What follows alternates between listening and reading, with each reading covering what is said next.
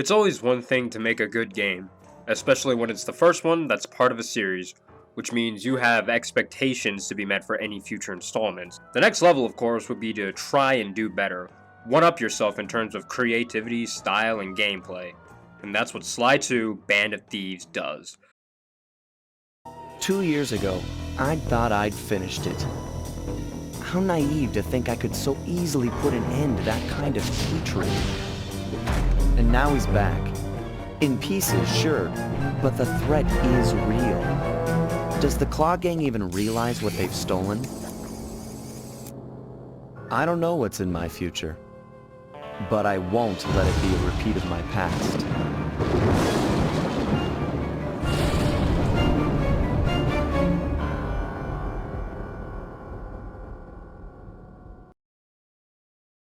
Comparing this to Thievius Raccoonus is pretty impressive to see how much is changed from the first to the second. It's almost like they're two completely different games.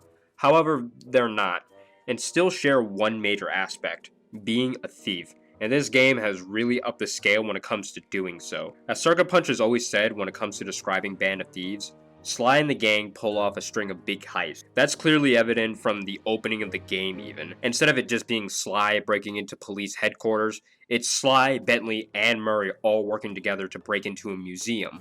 Once again, comparing the first game to this, it's really cool. Bentley is no longer just sitting behind a desk, he's actually moving, for now.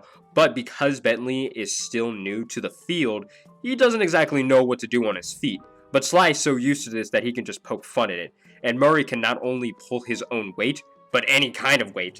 He's gotten so much stronger and confident that he's made this character for himself called the Murray. Going from a dude who would just drive and run around like an idiot, he can now throw hands. His hands are rated E for everyone. It's amazing. Carmelita is back as well and is just as aggressive as ever, and I wouldn't want it any other way. But enough about the introduction alone. What brings our four characters and more together this time around? Well, clockwork. Even after being shot in every possible way, having his pieces scattered into a volcano, he is still, quote-unquote, alive. He's in pieces, and Sly doesn't want him roaming around on the planet ever again. The chances of Clockwork being fully active again are very low, but never zero. The Cooper Gang needs that to happen by stealing parts of Clockwork from a certain group, the Claw Gang. Each member uses the individual pieces for their own twisted goals. Now that I say this out loud, is Band of Thieves just a different way of telling Steel Ball Run? I'm pretty sure I am wrong, but I'm purposely going to be stubborn and say otherwise. Anyways, back to the Claw Gang. These have to be some of the cooler villains in the Sly Cooper series, definitely a step up from the Fiendish Five. I love the way they carry themselves, because of course, they don't think what they're doing is exactly wrong.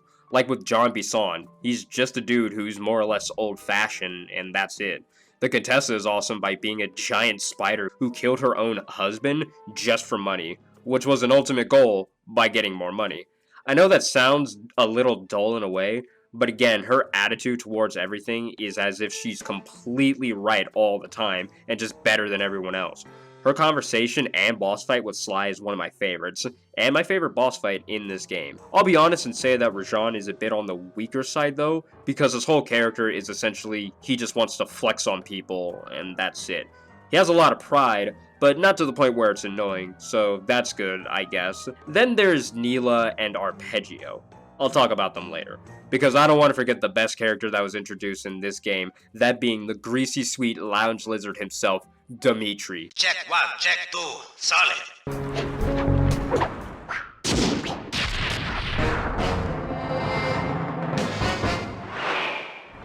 Dimitri is what I like to classify as stupidly brilliant. He's legit the least threatening member of the Claw Gang because all he wants to do is print money with the clockwork tail feathers and run a nightclub. This dude is an artist in more ways than one. He's a painter and a man of many words that never make a lick of damn sense. It's hilarious and honestly really cool at the same time. The coolest part about Dimitri is how he talks. English is his second language and he learned all his English from watching hip-hop videos. Have you no vision? Are you hearing what I beam to you? You think you have juice? Don't show me a little mind when talking about such big things. You think you can swing the bat? Show your bling and let me shine you. I have no idea what you're saying. And your suit sucks. No! Let's dance!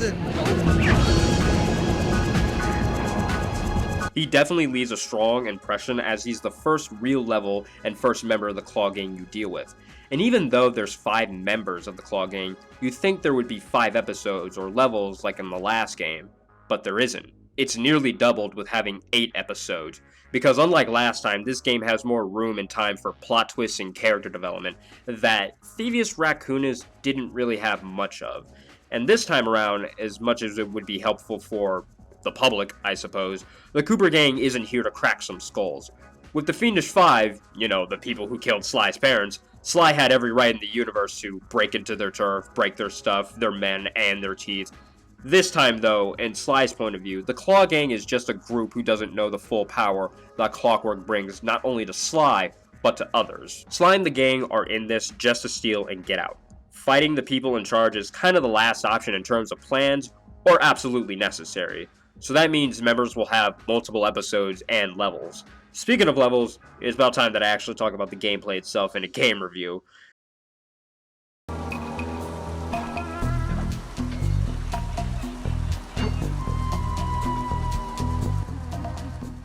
I tell you, Bentley, it's gonna be a real pleasure robbing this nightclub.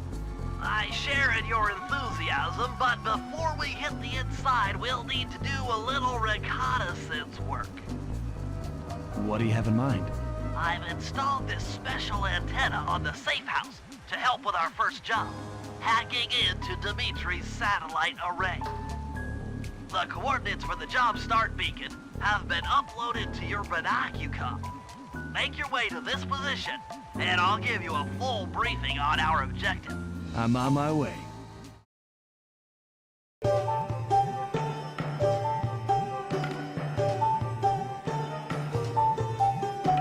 Things are amped up this time around as opposed to just throwing Sly Cooper into enemy territory and stealing and breaking everything in sight. The gang and game itself is taking a more subtle approach to this. You're sitting in a safe house, and once you step out, that's when it's time to get to work. Even though you may know the enemy yourselves, you don't entirely know the situation. So you'll be sent to do recon missions or any sort of job to collect info or do some things here and there to really make sure you're really ready for the big heist. It's like a chessboard. The gang is always doing one small job after another to place the Claw Gang member in checkmate and then swoop in to take their clockwork piece. In other words, instead of it being more non-linear type of gameplay where you would really do any mission or level in the order you want to, you're always being told to go here, do that, and that's your job.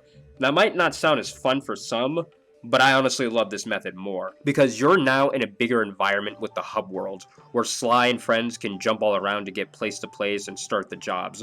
As you notice when you're doing so, you actually have a health bar. Thank God, one-hit wonders are stupid. However, because you can take more hits than before, so can the enemies. They're bigger, they're stronger, and they're a lot more hostile. No longer just standing in one place waiting for you to hit them. Nah, if you're spotted and run, they will chase you, they'll throw stuff at you, they'll alert more guards, they'll shoot you. Which certainly means you have to be more stealthy. Sure, you could pick a fight with them and be on your way, but that's not how a thief or Cooper does it though. You could sneak up behind them and slam their ass into the ground as Sly, put them to sleep and kill them with a bomb as Bentley, throw your fists of fury as Murray to two-shot most of the enemies in the game. Or you could just avoid them, that's an option too. Your thieving skills, platforming, and timing are constantly being put to the test, and as you should know in this game series, the X button and circle button are your best friends, never forget. With no longer only playing as Sly for 91% of the game, Bentley and Murray are here to help in their own ways. Both of them, of course, may not be as agile as Sly, so the mantra of Jump and press the circle button! is slightly wasted on them, but they can do things that Sly can't, having missions and jobs that only they can do with their skills. With Bentley now taking part of the field action, he's the brains, with his jobs most of the time having to blow something up with his signature bombs, or landscape the area with his RC helicopter, and use more bombs, or becoming the original hacker man and hacking into computers for one reason or another, which I can absolutely say is a vast improvement from the first game, even though it was only used once. I never really looked forward to this, and this, on the other hand, is much better. Murray's the brawn, so his job usually consists of, hey, Something over there needs to be destroyed, and you're the man for it.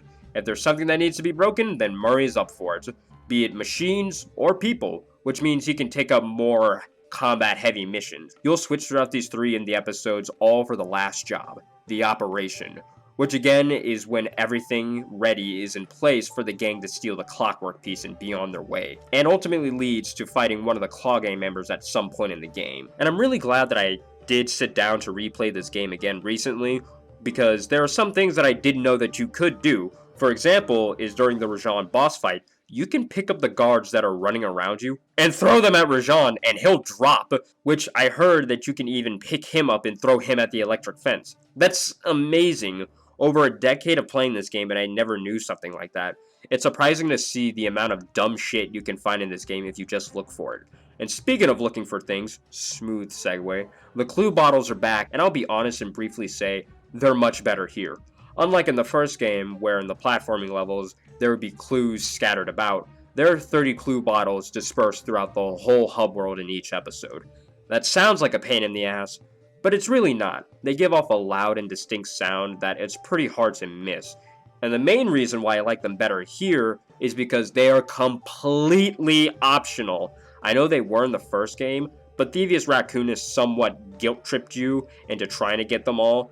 Yeah, you beat the game, but you didn't unlock all the vaults in the level, so none of that crap. So you can play the game from start to finish with no bottles or all bottles. There's no cutscenes telling you you should get them. It's great. That's how it should be. That arpeggio really knew his encryption algorithms. As it stands, I'm only 86.5% convinced the code to the vault is 725.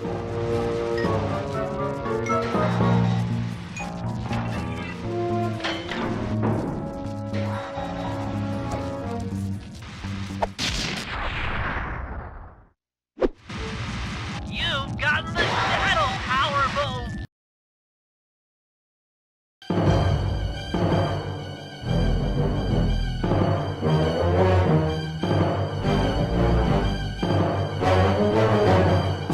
Now this game may be great, nearly perfect, but no game is exactly perfect, and I would be lying saying there weren't any problems I did have and always had with it. I'll start off by saying, are there any moments in the game that I didn't particularly enjoy? There are a handful of turret sections in the game that are okay at best, except this one. This mission legit just sucks. The controls are ass, and not the good kind of ass. Doesn't help that you have to deal with it twice.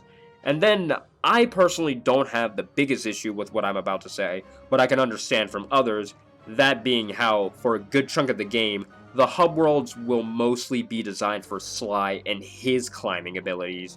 It's pretty difficult to navigate through these as Bentley or Murray, especially in Episode 8. The design for this level is all over the place, and it's annoying to voyage through.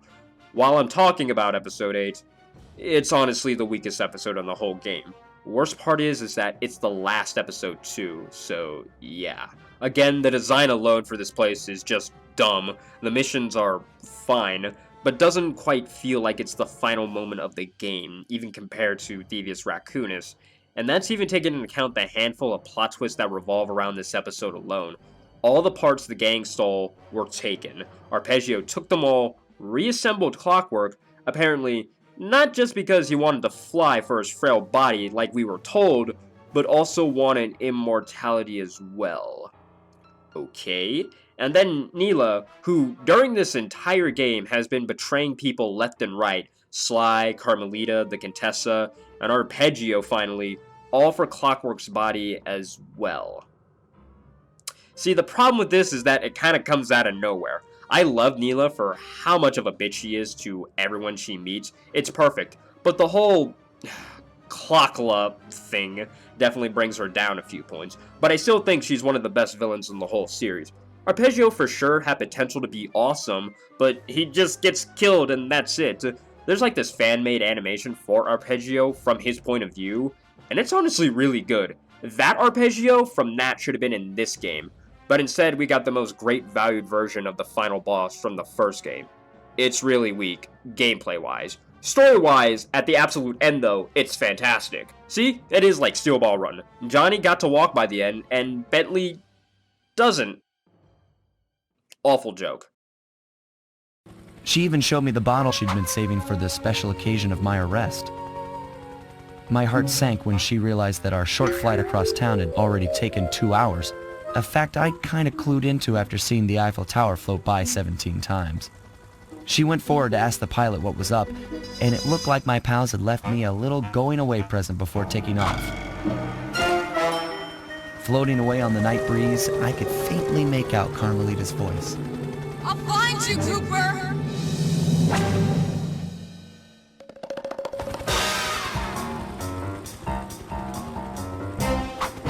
I'll be seeing you soon, Ringtail.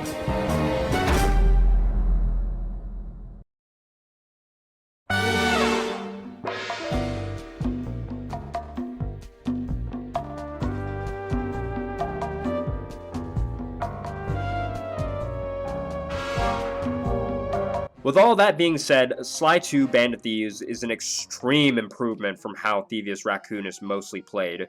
You get to play as all 3 members of the Cooper Gangs with all their strengths and weaknesses. They have real depth to them now as characters. Like, I can't believe Bentley invented character development. It's crazy. The villains of who you go up against are miles better than the previous installment. Like, Dimitri alone is better than the Fiendish 5, and it's fucking awesome. The story is a wild ride for the moments that happen within it. Granted, by the end it does have a weaker finish, mostly gameplay-wise and somewhat story-wise. But overall, there's more to it. There's more characters, there's more levels, there's more power-ups, there's more music, there's more game. There's just more Sly and his friends. There's more Cooper to it. I don't know how much more there could be in this game. It is fantastic, and I love it so much. The only other downgrade that I can definitely say is that, for whatever reason, you can't exactly replay missions in this game, which is a real bummer compared to the first game, and as much as I am jumping the gun here, compared to even the third game. You always have to start a new game to play some of your favorite missions, but, I mean, not the biggest end of the world, so whatever. And yeah, that is the review of Sly 2 Bandit Thieves. It is, without a doubt, one of my favorite games of all time. I love it. I know here on YouTube, as I've been seeing it throughout the months and years, people seem to have a debate whether or not this is better than Sly 3, and well, I'll give my take about that when I do Sly 3 in September, and now that I said that, hopefully I can live up to that date and not screw myself over in the future. So yeah, let me know what you guys think in the comments below and everything of the sort. Oh, and if you're wondering, because I didn't bring it up, I honestly just couldn't have time to fit it into the script. The music is also kick-ass. I love it. For example, like the one that comes to the top of my head, the Contessa boss fight, that is a really cool track. So yeah, comments below, you guys know what to do and all that sort of stuff. You know what to do with all the links that I provide and everything of the sort. Stay safe out there. Thank you for watching. That's greatly appreciated, of course. Have a great day, have a great night, and everything else you know what to do.